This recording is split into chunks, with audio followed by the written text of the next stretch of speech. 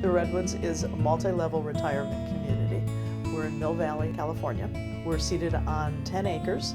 We have 15 buildings and there's 340 residents. We have 3 levels of care: independent living, assisted living, and skilled nursing.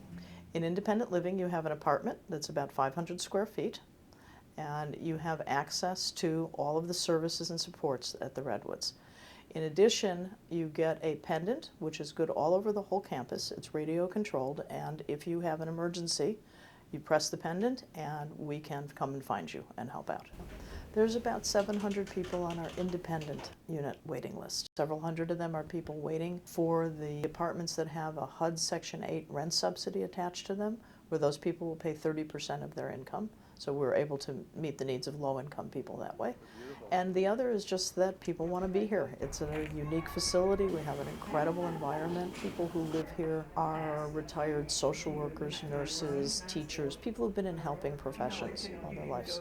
A lot of artists as well. And so it makes for a very active, interesting culture here. Assisted living is where I am. I have 3 meals a day.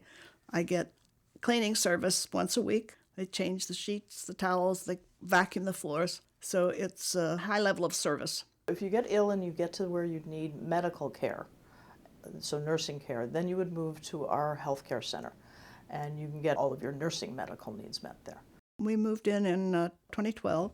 We moved because my husband was showing dementia and signs of Parkinson's, and his balance was bad, and we had a nice house on the mountain, and it was too steep and too inaccessible to try to keep doing it every day. So we were familiar with the society here, and the people who lived here were our people, our peeps. It's a big life transition to decide that you're not going to live in your own home anymore.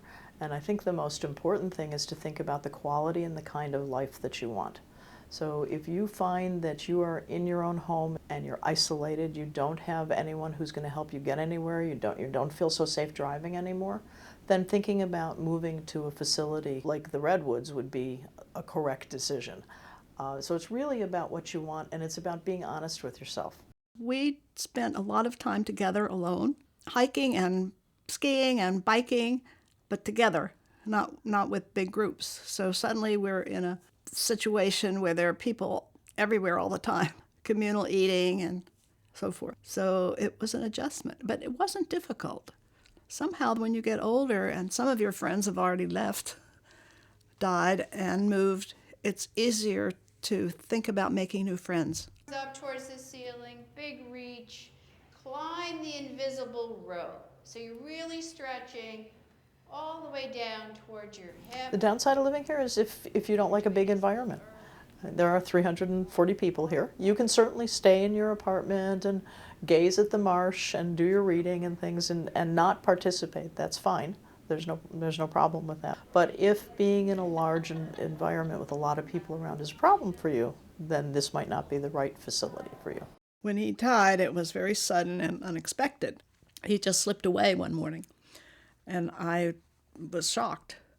But all I could say was, our life then was what it was, very active, very close, very devoted. And this is now. This is the independent me. So I was glad to be here. I had a good life with the people that I had met, and they were very sympathetic. But we move on. We need to make choices while we still can. And a lot of people don't realize when that is. Sometimes it comes by accident, as it did for me. But many people here did not make that choice, and their children bring them here and hope for the best.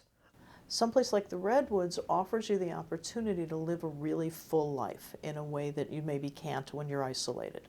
So you come in here, you move into your apartment. Yes, it's small, but we ask you to think about the whole campus as your living room. The apartment's your kitchen and your bedroom, and the rest is your living room. And you have opportunities presented to you, and then you choose how much you want to do or what you want to do. And it can just offer a very different lifestyle for you with a lot more joy in it. I think isolation is difficult for seniors, maybe for anybody. So if you don't have a group of people that you can see easily and frequently, I think it's it's not a healthy situation. You need people that will support you emotionally. And I think that's the advantage of moving to a group situation. I don't want to say group home, but it's not that. But where people are available to you, it's a place to stay involved with life.